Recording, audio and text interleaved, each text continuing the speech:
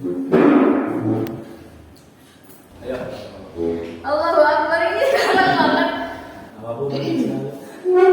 Satu, dua, tiga.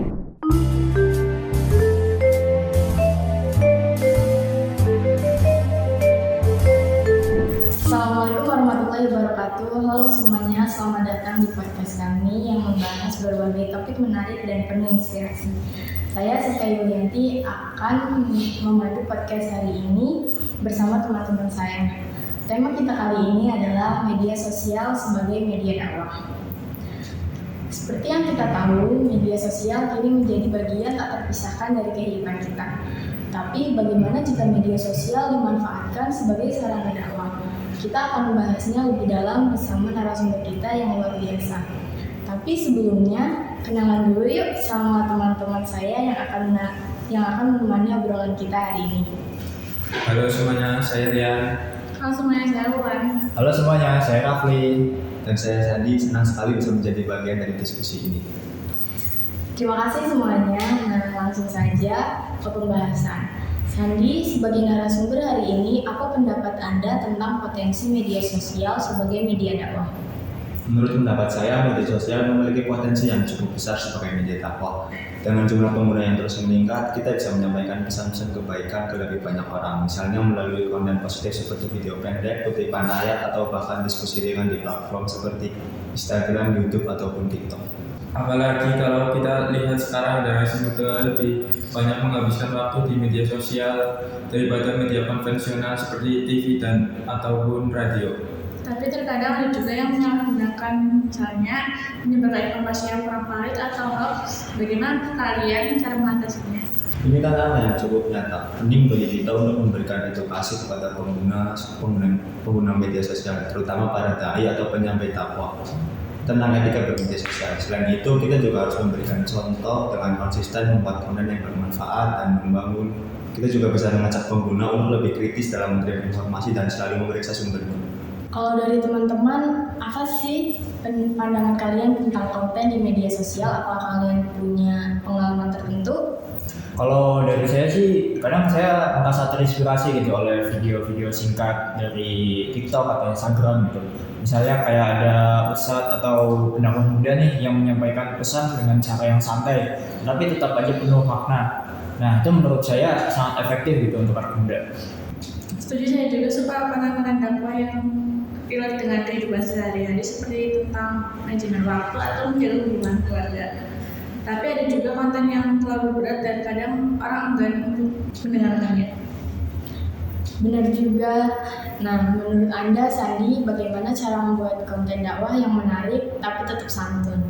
Kuncinya ada pada memahami audiens. Kita juga harus tahu apa yang mereka butuhkan dan bagaimana cara menyampaikannya dengan bahasa yang mudah dipahami. Pendekatan storytelling juga efektif karena manusia pada dasarnya suka dengan cerita. Selain itu, gunakan elemen visual seperti video atau infografis untuk menarik perhatian mereka. Saya penasaran, apakah berdakwah di media sosial hanya terbatas pada membuat konten seperti video atau tulisan? Tentu saja tidak. Berdakwah bisa dalam bentuk apa saja, termasuk bagaimana kita berinteraksi di media sosial, misalnya dengan memberikan komentar yang positif, mendukung teman yang sedang berjuang, atau bahkan hanya dengan menyebarkan postingan yang membuat kebaikan. Nah, bicara soal tantangan lagi, apa sih hambatan terbesar dalam berdakwah di media sosial menurut Anda? Hambatan terbesar adalah konsistensi. Media sosial bergerak sangat cepat sehingga kita juga harus terus-menerus berinovasi agar tetap relevan. Selain itu, komentar negatif atau hate speech juga menjadi ujian. Tapi ingat, niatkan semuanya untuk kebaikan. Jika kita fokus pada niat untuk menyebarkan kebaikan, insya Allah semua tantangan bisa diatasi. Bagaimana dengan dukungan teknologi seperti algoritma media sosial? Apakah itu membantu atau malah menjadi tantangan? Algoritma bisa jadi pedang bermata dua. Di satu sisi, jika konten kita menarik, algoritma akan membantu menyebarkannya lebih luas. Tetapi di sisi lain, kita juga harus paham bagaimana cara kerjanya, seperti memahami kapan waktu terbaik untuk posting atau jenis konten apa yang lebih sering muncul di feed pengguna. Wah, sangat informatif ya. Sebelum kita akhiri, saya ingin tahu pesan terakhir dari narasumber kita untuk para pendengar yang ingin memulai berdakwah di media sosial.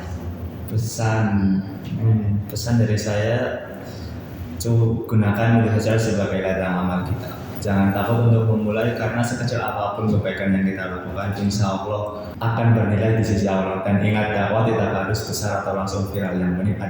Yang penting adalah niat dan konsistensi kita. Masya Allah, pesan yang sangat menginspirasi dari Mas Andi. Terima kasih banyak kepada narasumber juga teman-teman yang sudah berbagi pandangan. Semoga diskusi kita hari ini bermanfaat dan menjadi motivasi untuk kita semua. Terima kasih juga untuk para pendengar yang sudah setia bersama kami di podcast kali ini. Sampai jumpa di episode berikutnya. Wassalamualaikum warahmatullahi wabarakatuh.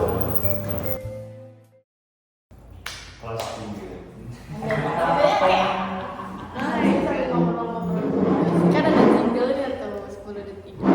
Berapa menit? 5 menit deh kayaknya. 5 deh kayaknya. Ih, sebentar banget ya. Lihat dulu dong, bagus.